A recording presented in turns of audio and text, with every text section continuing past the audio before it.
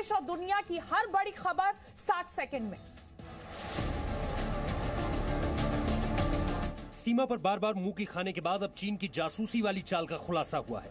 चीन की भारत के खिलाफ जासूसी सामने आई है। चीन की एक कंपनी भारत के 10,000 से ज्यादा लोगों की जासूसी कर रही है। इन 10,000 लोगों में राष्ट्रपति, प्रधानमंत्री, चीफ जस्टिस, कांग्रेस प्रेसिडेंट, राज्यों के मुख्यमंत्री के अलावा और बहुत सारे नामचीन लोग शामिल हैं। यह खुलासा इंडियन एक्सप्रेस अखबार में हुआ है। छिनवा data information technology corporation limited इस काम को अंजाम दे रही थी। एक्सप्रेस की रिपोर्ट के मुताबिक चीन राष्ट्र को नई मजबूती देने और हाइब्रिड वॉरफेयर के लिए इन विदेशी टारगेट्स की लिस्ट तैयार कर रहा था। हाइब्रिड वॉरफेयर यानी जानकारियों और सूचनाओं के सहारे युद्ध लड़ना। बड़ी बात यह है कि बड़े पैमाने पर जासूसी कर रही इस छिनवा कंपनी में चीन की सरकार की भी हिस्सेदारी है। कंपनी ओवरसीज की इंफॉर्मेशन डेटाबेस बना रही थी, यानी बाहर के देशों की जरूरी जानकारियों का एक डेटाबेस। इस डेटाबेस में सैकड़ों की संख्या में सूचनाएं जमा की गई थी। इन तमाम डिटेल्स को एक खास तरीके से टारगेट करने और क्लासिफाई करने के काम में इस्तेमाल लाया जाता है।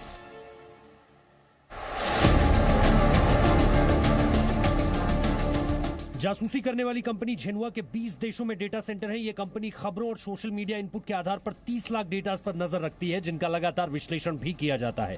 जासूसी करने वाली कंपनी झिनवा सोशल मीडिया पर व्यक्तिगत जानकारी, दोस्तों के बारे में जानकारी, पारिवारिक संबंधों की जानकारी, सोशल मीडिया पर पोस्ट, यहां तक कि कमेंट्स, लाइक्स के विश्लेषण करके भी जानकारी जुटाती है। कि झिनवा डेटा IT कंपनी लिमिटेड खुलेआम कहती है कि वो चाइनीज खुफिया एजेंसीज, उनके सैन्य दस्ते के साथ काम करती है। भारत के अलावा कई देशों के आंकड़े भी चीन द्वारा जुटाए जा रहे थे। साउथ ईस्ट चीन के ग्वांगडांग राज्य के शिनचेन शहर में कंपनी के कर्मचारी ने यह जानकारी भारत समेत दुनिया के कुछ दूसरे अखबारों को भी लीक की है। कर्मचारी ने खतरा भांपते हुए अपना नाम गुप्त रखा है। दुनिया के कई देशों को चीन ने कई तरीकों से परेशान किया है, लेकिन इसमें हालिया समय में जो एक वजह कॉमन पाई गई है वो है जासूसी। चीन भारत के 10,000 से ज्यादा लोगों पर जासूसी करवा रहा था और इसमें जी न्यूज के साथ साथ जी न्यूज के editor in chief Sudhir Chaudhary का भी नाम शामिल है। चीन की चाल को दुनिया के सामने लगातार अपनी कई रिपोर्ट्स में जी न्यूज ने दिखाया है। जी न्यूज ने बताया कि कैसे चीन न सिर्फ जासूसी बल्कि डेटा चोरी के अपराध भी करता आया है। जी न्यूज के शो DNA के जरिए हिंदी चीनी बाय बाय की मुहिम को पूरे देश का समर्थन मिला था। देश भर से 1 करोड़ लोगों ने जी न्यूज तक अपना समर्थन मिस कॉल के जरिए भेजा था। जी न्यूज ने अपनी कवरेज में लगातार चीन की एप्स की बैन की मांग की थी। मैं शुरू से एंटी चाइना कवरेज कर रहा हूं। मेरे सारे शोज़ में मैंने चाइना को एक्सपोज करने की कोशिश की है। हमने कैंपेन्स चलाए हैं चाइना के खिलाफ। एक मिस्ड कॉल कैंपेन चलाया था जिसका नाम हमने दिया था मेड इन इंडिया कैंपेन। तो हो सकता है कि उस नाते चाइना की नज़रों में हम जैसे लोग आ गए होंगे। आज मॉनसून सत्र शुरू होने से पहले पीएम मोदी के संबोधन को लेकर कांग्रेस नेता कपिल सिब्बल ने निशाना साधा है। दरअसल सत्र शुरू होने से पहले संसद पहुंचने के बाद पीएम मोदी ने हमेशा की तरह अपना पारंपरिक संबोधन दिया था, जिसमें उन्होंने कहा कि उन्हें उम्मीद है कि सांसद एकजुट होकर यह संदेश देंगे कि पूरा देश जवानों के साथ खड़ा है। सदन के सभी सदस्य एक स्वर से वो संदेश देंगे, सेना के जवानों के पीछे देश खड़ा है, संसद और सांसद सदस्यों के माध्यम से खड़ा है। इस पर कपिल सिब्बल ने ट्विटर पर लिखा कि पीएम कहते हैं उम्मीद है कि संसद एक साथ यह संदेश देगा कि देश जवानों के साथ खड़ा है।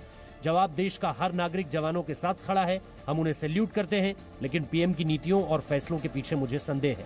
पीएम ने यह भी कहा कि कोरोना के बीच में शुरू हुए मॉनसून सत्र को लेकर सभी सांसदों का मानना है कि कोविड है तो कर्तव्य भी है और वो इसके लिए सभी सांसदों को बधाई देते हैं।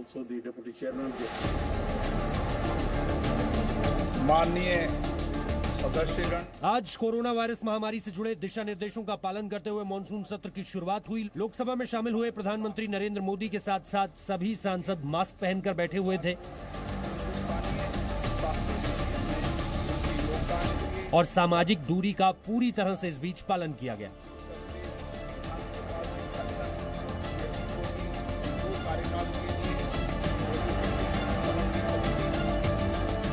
सदन में सदस्यों की सुरक्षा सुनिश्चित करने के लिए हर सीट के आगे प्लास्टिक शील्ड कवर भी लगाया गया था। सदन में हर सदस्य के बैठने की व्यवस्था पूरी तरह से बदली हुई नजर आई। लोकसभा चैंबर में करीब 200 सदस्य मौजूद थे तो लगभग 30 सदस्य गैलरी में थे।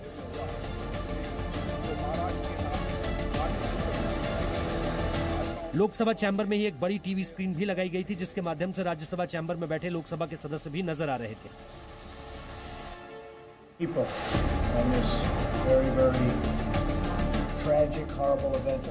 एक तरफ अमेरिकी राष्ट्रपति खाड़ी देशों में पूरी तरह एक्टिव होकर अलग अलग देशों के संबंधों को बेहतर बना रहे हैं, तो दूसरी तरफ ईरान इसके खिलाफ है। दरअसल ईरान ने इजराइल के साथ शांति समझौता करने के लिए बहरीन इजराइल डील के बाद अमेरिकी राष्ट्रपति के ट्वीट की निंदा तो की ही थी, अब बहरीन के खिलाफ भी अपना गुस्सा निकाला है। ईरानी विदेश मंत्रालय ने इस समझौते की कड़ी निंदा करते हुए कहा है कि यह खाड़ी अरब देश का शर्मनाक और घृणित कदम है। राष्ट्रपति डोनाल्ड ट्रंप ने शुक्रवार को कहा था कि यूएई के बाद अब बहरीन इजराइल के साथ शांति समझौता करने जा रहा है, और इसके बाद ट्रंप को लेकर सोशल मीडिया पर शांति के नोबेल को लेकर हैशटैग चलने लगे थे। व्हाइट हाउस यूएई और इजराइल के बीच डील को लेकर एक समारोह का आयोजन भी करने जा रहा है। बहरीन के विदेश मंत्री भी इस ऐतिहासिक समारोह में मौजूद रहेंगे। लेकिन ट्रंप का ये कदम सिर्फ यहीं तक सीमित नहीं रहेगा, और इसलिए गल्फ देशों में इसको लेकर काफी चर्चा है, और अमेरिका का दुश्मन ईरान इसकी जमकर आलोचना कर रहा है।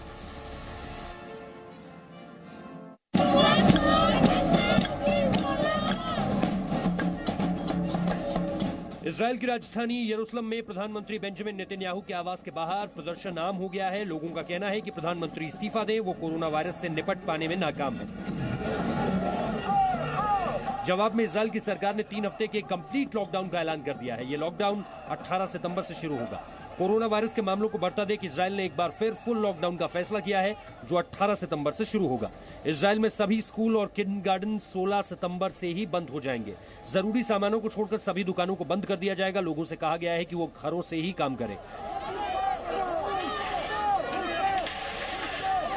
स्थानीय मीडिया के मुताबिक इजराइल के एक मंत्री ने प्रस्तावित लॉकडाउन के विरोध में इस्तीफे की पेशकश की है। इजराइल में इस महामारी से अब तक 1.5 लाख से ज्यादा मामले आ चुके हैं, जबकि 1100 से ज्यादा लोगों की मौत हो चुकी है।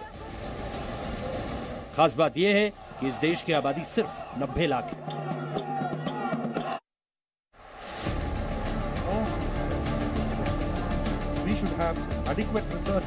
कोरोना महामारी के बीच सोमवार से संसद का मानसून सत्र शुरू हो गया है।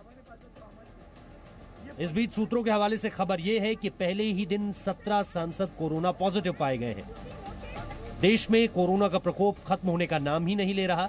हर रोज मरीजों की बढ़ती संख्या परेशान करने वाली है। केंद्रीय स्वास्थ्य मंत्रालय के ताजा आंकड़ों के मुताबिक देश में कोरोना का आंकड़ा 48 लाख के पार पहुंच गया है। इसमें 24 घंटे में 92,000 नए मामले सामने आ चुके हैं, जबकि इन मामलों में एक दिन में 1,136 लोगों की मौत भी हुई है। वहीं आज संसद में केंद्रीय स्वास्थ्य मंत्री डॉक्टर हर्षवर्धन ने कहा कि पीएम मोदी के नेतृत्व में कोरोना के खिलाफ देश जंग लड़ रहा है।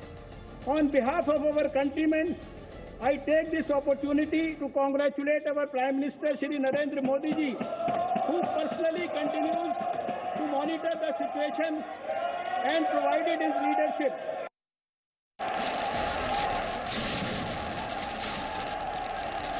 दिल्ली दंगों में यूएपीए के तहत गिरफ्तार खालिद सैफी ने खुलासा करते हुए कहा कि स्वराज अभियान के नेता योगेंद्र यादव के जरिए तिरंगा चूड़ियां आई थी। खालिद सैफी ने यह भी बताया कि प्रोटेस्ट साइट पर भीड़ जुटाने के लिए और पुलिस को गुमराह करने के लिए ये तिरंगे वाली चूड़ियां बांटी गई थी, ताकि पुलिस प्रोटेस्ट साइट से लोगों को न हटाए। आरोपी खालिद ने पुलिस को दिए बयान में बताया कि योगेंद्र यादव से बात होने के बाद ही 100 दर्जन तिरंगा चूड़ियां प्रोटेस्ट साइट पर भेजी गई थी, और 100 दर्जन तिरंगा चूड़ियों को दिल्ली के अलग अलग प्रोटेस्ट साइट पर बांटा गया था। खालिद सैफी ने यह भी कहा कि इसके पीछे का मुख्य मकसद ये था कि तिरंगा चूड़ी बांटने से महिलाओं की भीड़ जमा होगी। महिलाएं चूड़ियां लेने आएंगी, जितनी ज्यादा भीड़ दिखेगी उतना पुलिस अपने आप को प्रोटेस्ट साइट से दूर रखेगी। आपका यह भी जानना जरूरी है कि खालिद सैफी के साथ साथ यूएपीए के तहत उमर खालिद को भी गिरफ्तार कर लिया गया है।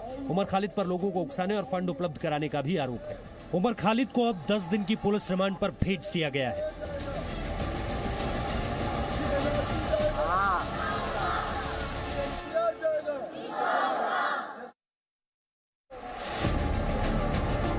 तीस साल में कश्मीर में पहली बार उन कश्मीरी पंडितों के बलिदान दिवस को मनाया गया जो कश्मीर में आतंकवादी गतिविधियों के दौरान मारे गए थे। आज 14 सितंबर को ही 30 साल पहले कश्मीरी पंडित टीकालाल टपलू का अंतिम संस्कार किया गया था, जिन्हें 13 सितंबर की रात आतंकवादियों ने श्रीनगर के हब्बा कादल में उनके घर पर मार डाला। दुनिया भर के सभी कश्मीरी पंडितों द्वारा इस दिन को बलिदान दिवस या फिर शहीद दिवस के रूप में याद किया जाता है, और इस मौके पर उन सभी शहीदों को याद किया गया। ये तस्वीरें कश्मीर के अनंतनाग के शीतल मंदिर से आई हैं, जहां पहली बार इस शहीद दिवस के आयोजित कार्यक्रम को देख रहे हैं, जहां तमाम लोगों ने शहीदों को श्रद्धांजलि दी। इसके साथ साथ लोगों ने क्या कुछ कहा, सुनिए। 90 के बाद शहीद जो लोग यहाँ पर हुए, मेन जो पहली शहादत जो उसने दी वो हमारे पंडित टिकलाल जी टिपलू थे। पूरे वर्ल्ड में आज ये 14 सितंबर बलिदान दिवस के हम मना रहे हैं, बलिदान दिवस। 1.2 लाख एकड़ जंगल तबाह हो चुके हैं। तेजी से बढ़ रही इस आग के कारण इलाकों में तापमान भी बढ़ रहा है। यह आग इतनी भयानक है कि इसे बुझाने के लिए 14,000 फायर फाइटर्स जुटे हैं। उनकी सहायता के लिए 60 से ज्यादा हेलीकॉप्टर्स लगाए गए हैं। वहीं अमेरिका के ओरेगन के कुछ इलाकों में अब आग पर काबू पा लिया गया है, लेकिन सामने आई तस्वीरें बयां करती हैं कि आग किस तरह से रिहायशी इलाकों को पूरी तरह से खाक कर चुकी है। आपको बता दें कि ओरेगन में 42 लाख लोग रहते हैं और 10% से अधिक आबादी को बचा लिया गया है। इस वक्त अमेरिका के 12 पश्चिमी राज्यों में करीब 100 जंगलों में भयानक आग लगी हुई है, जिसे बुझाने के लिए सैकड़ों फायर फाइटर्स लगे हुए हैं। लेकिन गर्म और सूखी हवा के कारण सभी कोशिशें बार बार नाकाम हो रही हैं।